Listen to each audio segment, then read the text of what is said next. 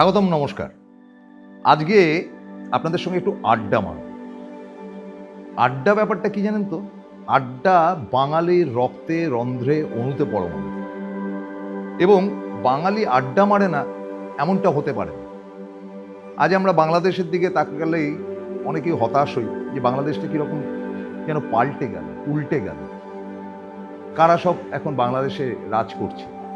কিন্তু এই বাংলাদেশে যখন পূর্ব পাকিস্তান থেকে শুরু করে দেশ বিভাগ হয়ে গেল, তখন বাংলাদেশে যে আড্ডা হতো বাঙালিদের, সেই আড্ডা কিন্তু আমাদের দেশে অত বেশি হতো না, মানে আমাদের এই বাঙালিদের মধ্যে। এবং এটা বাঙালিদের মধ্যে একটি মানে প্রচারই আছে যে বাঙালি মানেই আড্ডা, মানে তিনজন বাঙালি এক জায়গায় হলেই তাদের মধ্যে কিন্তু একটা আড্ডার ব্যাপার চালু হয়ে যায়। তো ওই বাংলাদেশের কথা যেটা পড়ছিলাম বা জানছিলাম বা দেখছিলাম, এখন তো ইউটিউবের কল্যাণে সবই হাতের কাছে চলে আসে। বাংলাদেশের বিখ্যাত কবি বেলাল চৌধুরী, মুসলিম কবি, কিন্তু এই যে যখন সব দেশ বিভাগ হয়েছে, এদেশের মুসলিমরা চলে গেছে ওই দেশে, ও দেশের হিন্দুরা চলে এসছে এদেশে। বেলাল চৌধুরী খুব বিদ্রোহী। বেলাল চৌধুরী কিন্তু দেশ স্বাধীন হয়ে যাওয়ার অনেক পরে এসছে এবং এই দেশে এসে থাকতে শুরু করেছে। কেন এসছিলেন তার ভাল লাগছিল না বাংলাদেশে, এবং এসে শটান তিনি হাজির হন। কিছু পয়সা করি তিনি রোজগার করেছিলেন। বেলাল জানান যে তিনি নাকি জাহাজে চাকরি করতেন, জাপানি জাহাজে চাকরি করতেন। তো সেই জাহাজে চাকরি করাকালীন বেশ কিছু পয়সা এসেছিল। মাকে বললেন আমি চললাম কলকাতায়। এসে কলকাতায় একবারে সোজা হাজির হলেন গিয়ে কফি হাউসের আড্ডায়। সেই কফি হাউসের আড্ডায় তখন শক্তি চট্টোপাধ্যায় থেকে শুরু করে সব তাবর লোকেরা আড্ডা মারত, এবং পরে সেখানে সুনীল গঙ্গোপাধ্যায় এসে উপস্থিত হন। এবং এই আড্ডার জায়গাটা থেকে বেলাল চৌধুরী কিন্তু কলকাতাকে ভালোবেসে ফেলেন। এখানে আনন্দবাজারে চাকরি করেছেন কিছুদিন এদিকে ওদিকে, দেশে ফেরার কোনো লক্ষণই তার ছিল না। এবং তার কাছ থেকেই যেটা জানা যায় যে আড্ডাবাজদের মধ্যে সুনীল শক্তিরা একেবারে ছিল শীর্ষে, মানে তাদের ধারে কাছে কেউ ছিল না। এবং তারা ওই কফি হাউসের আড্ডাটা শেষ হলেই, এবং আড্ডার জায়গা থেকে আরেকটি ঘটনা বেলাল চৌধুরী বলেছিলেন যে একবার আমেরিকা বা ইউরোপে যারা চলে যায় তারা আর ফেরে না।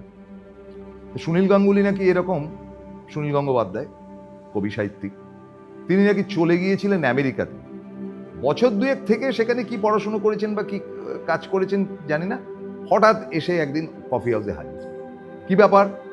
বলে না, ভাল লাগছে না, আসলে আড্ডাটা চলে গেছে। তারপর তো লেখালেখি ইত্যাদি, সে তো পরের গল্প। তো সেই আড্ডা একটা অভূতপূর্ব ব্যাপার ছিল। এবং সেই আড্ডা থেকে বেলাল চৌধুরী লিখছেন যে দুপুরটা আমাদের কফি হাউসে কেটে যেত, এর মধ্যে তো কাজ যা থাকতো, যে যার কাজে গিয়ে একটু কাজ করে আসতো। সন্ধ্যের পরই তাদের কিন্তু বারদুয়ারিতে আড্ডা বসত। বারদুয়ারি মানে দেশি মদের দোকান। এইটে জ্যোতি সিনেমা হল আগে ছিল, যেটা ধর্মতলা স্ট্রিটে, এখন যেটা লেনিন সরণি, তার ঠিক পাশেই সুবিশাল দেশি মদের দোকান। সেখানে সুনীল শক্তিরা হাজির হতেন এবং বেলাল চৌধুরী গিয়ে তাদের সঙ্গে হাজির হতেন। এদের মধ্যে কিন্তু এত ডিফারেন্স ছিল না যে কে হিন্দু কে মুসলমান কি বৃত্তান্ত, এই ব্যাপারগুলো ছিল না। তো ফলে সেখানে কিন্তু জমজমাট আড্ডাটি হতো, মাতাল অবস্থাতেই হতো। তো এ তো গেল একদিকের আড্ডা। বেলালের কথাতেই জানা গেল যে তিনি বিভিন্ন জায়গায় আড্ডার জায়গা দেখেছিলেন। উৎপল দত্তের বাড়িতে তিনি যেতেন। উৎপল দত্ত এবং শোভাসেনরা যে লিটল থিয়েটার গ্রুপ পরে আরো যে গ্রুপ করেছিলেন, এলটিজি আগে নাম ছিল, তো তখন তিনি গিয়ে দেখতেন যখন কল্লোল টল্লোল নাটক হতো যে উৎপল দত্তের ঘড়িতে 6টা বাজে মানে 6টাতেই হাজির হতে হবে। এবং উৎপল দত্ত নাটকটা করতেন একদম ক্যাজুয়াল ভঙ্গিতে, সিনেমার ভঙ্গিতে, যতটুকু যেখানে জোরে কথা বলার, এবং সেটা তিনি যখন বোঝাতেন না, নাটকের আড্ডার মতন হয়ে যেত। মানে সেটা বেলাল খুব সুন্দর বিবরণ দিয়েছেন। আজকে বাংলাদেশের সাহিত্যিকের মুখের কথা নিঃসৃত থেকে কিন্তু আজকের আড্ডার গল্পগুলো বলতে বেশ ভাল লাগছে। তারপরে তিনি বললেন যে সত্যজিৎ রায়ের বাড়িতেও তিনি গিয়েছেন, এবং সত্যজিৎ রায়ের বাড়িতে গিয়েও তিনি আড্ডা মেরে এসেছেন। সত্যজিৎ রায়ের সঙ্গেও তার আলাপ খুব ছিল। পরে সত্যজিৎ রায়ের অ্যাজ সাচ কেউ বন্ধু ছিল, মানে বন্ধু বলতে যা বোঝায় সেরকম কিছু ছিল না, কিন্তু তার বাড়িতে প্রত্যেকদিন রোববারে একটা আড্ডা বসত, এবং আড্ডার টাইমটাও ছিল খুব সুন্দর, 9:30 থেকে 12:30। এই 3 ঘন্টা সত্যজিৎ বাবুর বাড়িতে সৌমিত্র চট্টোপাধ্যায় থেকে শুরু করে বিভিন্ন মানুষ হাজির হতেন এবং বেলালও যেতেন সেখানে। তো সেটা তার মুখ থেকে কিন্তু শোনা গেছে। সে যাক, বেলাল চৌধুরীকে এবার একটু সরিয়ে রাখলো। আমরা তো জানি যে সে বিখ্যাত গান কফি হাউসের সেই আড্ডাটা আজ আর নেই, আজ আর নেই। তা মান্নাদেকে একবার জিজ্ঞেস করা হয়েছিল যে আপনি তো এই বিখ্যাত গানটা গেয়েছেন, তা আপনি কি আড্ডা মেরেছেন কখনো কফি হাউসে গিয়ে? তো বলছে না, 2-1 সময় গেছি টেছি, আমি তো বম্বেতেই বেশি সময় কাটাই। তা বম্বের প্রসঙ্গে তিনি বললেন যে একটাই প্যাথেটিক ব্যাপার মান্নাদা বলেছিলেন যে বম্বেতে অ্যাজ সাচ কোনো আড্ডা বাঙালিদের কিছু নেই। মারাঠিরা খুব একটা আড্ডাবাজ নয়, তারা যার যার ওই প্রয়োজনে যতটুকু কথা বলার, কারুর বাড়ি বা অনুষ্ঠানে গেলে সেটা একটু আলাপ আলোচনা গাল গল্প হলো সেই অবধি, কিন্তু আড্ডা মারা যে একটা কমন ব্যাপার সেটা বম্বের কালচারে নাকি ছিল না। মুম্বাই যেটার নাম বর্তমানে, তো সেখানে আড্ডা নাকি হতো। মান্নাদা বলেছেন যেটা, সেটা হচ্ছে শচীন কর্তার বাড়িতে। শচীন কর্তার বাড়িতে কোনো সিনেমার ব্যাপার, ধরুন শক্তি সামন্ত কোনো একটা ছবি করবেন, মিউজিক করাতে গেছেন, সেখানে মান্নাদে শচীন দেব বর্মনের অ্যাসিস্ট্যান্ট ছিলেন। তো বলতেন যে সেখানে একটা আড্ডা বসতো, শচীন দেব বর্মন থাকতেন, রাহুল দেব বর্মন থাকতেন, কিশোর কুমার থাকতেন, মান্নাদে গিয়ে উপস্থিত হতেন, আরও অভিনেতা অভিনেত্রী যারা থাকতেন, এবং দুপুরবেলা একবার কম্পালসারিলি মাচ্ছি মানে মাছ ভাতের আয়োজন রাখতেন কিন্তু শচীন কর্তা। এও একটা আড্ডা ছিল বম্বেতে, বাঙালিদের টিপিক্যাল আড্ডা। এছাড়া খুব আড্ডার গল্প কিন্তু বম্বেতে শোনা যায় না, কিন্তু দিল্লিতে বিরাট আড্ডা। দিল্লিতে পাঞ্জাবিরা খুব আড্ডা মারতে ভালোবাসে, এবং এখনো আজও মানে এই যে শীত, মানে এখন তো কলকাতার শীতটা কমে গেছে অলমোস্ট, দিল্লিতে প্রচণ্ড শীত পড়ে, কল্পনা করতে পারবেন, এবং আপনার ভালোও লাগবে না, বিচ্ছিরি শীত, প্রায় 3 ডিগ্রি 4 ডিগ্রিতে নেমে যাচ্ছে, কুয়াশা, একটা মানে খসখসে আবহাওয়া, ভালো না লাগা, আবার গরমের সময় বিটকেল গরম।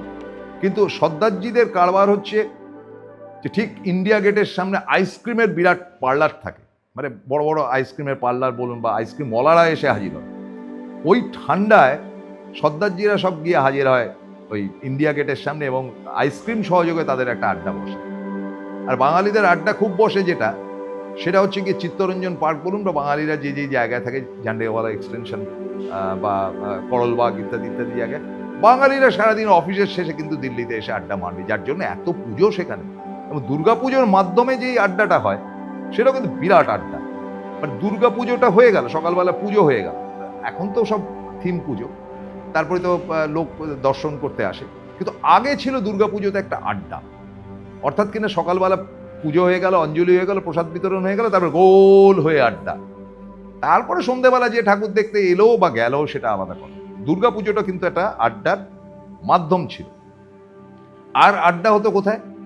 আর আড্ডা হতো আমাদের ভিক্টোরিয়া মেমোরিয়ালে। সেখানে যদিও প্রেমের গুঞ্জন ছিল, কিন্তু সব জোড়ায় জোড়ায় জোড়ায় জোড়ায় দিব্যি সেখানে আড্ডা কিন্তু একটা জমজমাট থাকতোই। এবং আমাদের ছেলেবেলাতে আড্ডা মানে আমাদের কলেজের ইউনিয়নের একটা বড় আড্ডা থাকতো, যে কলেজের মাঝখানে চলো ইউনিয়ন রুমে, তারপর নানান আলোচনা হাবিজাবি, খুব কাজের কথা যে খুব একটা হতো তা না, কিন্তু আড্ডাটা জমজমাট করে হতো। তারপর শোনা যায় ডাক্তাররা কি খুব নিরস বিরস, সেটাও ডাক্তারবাবুদের কাছ থেকে শোনা যায়। আমি ব্যোমকেশ ভট্টাচার্য, যিনি আজকে প্রয়াত, মেডিসিনের one of the best doctor ছিলেন, ব্যোমকেশ বাবু বলেছিলেন একবার আমাকে, আমি একটা সমস্যা নিয়ে গিয়েছিলাম তার কাছে, যে তুমি বিকেলে কি করো? আমি বললাম অফিস থেকে ফিরে আড্ডা মারবে, আড্ডা মারবে, আড্ডা মারলে শরীর ঠিক থাকবে, এই ম্যাচ ম্যাচ করা, ঘুম ঘুম পাওয়া এই ব্যাপারটা থাকবে না। জানো তো, আমরা ডাক্তারি পড়েছি যখন, ডাক্তারি পড়ার সময় আমাদের ওই ডাক্তারির শিক্ষা টিক্ষা হয়ে গেলে আমরা গোল হয়ে ক্যান্টিনে বসে আড্ডা মারতাম, রুগী কাটতে কাটতে আড্ডা মারতাম, রুগীর ডিসেকশন করে। সুতরাং ডাক্তারদের মধ্যে আড্ডা থাকতোই। আর আমাদের হাইকোর্টের আড্ডা ছিল একটা বিখ্যাত আড্ডা, আজও আছে। সেখানে যে যার বিরোধী হোক না কেন, সেখানে কিন্তু একটা আড্ডা বসেই। আর জানেন কোথায় সব থেকে জমজমাট আড্ডা হয়? সেটা হচ্ছে গিয়ে লোকসভা রাজ্যসভা দুটো রয়েছে, যেমন তেমন সেন্ট্রাল রুম রয়েছে যেটা, সেইখানে কিন্তু সব রাজনৈতিক দল একসাথে হয়ে খাবার দাবারের অর্ডার মেরে তারা কিন্তু দেদার আড্ডা মারত। কিন্তু তবু তা সত্ত্বেও বলবো, আড্ডায় কিন্তু সেরা বাঙালিরা।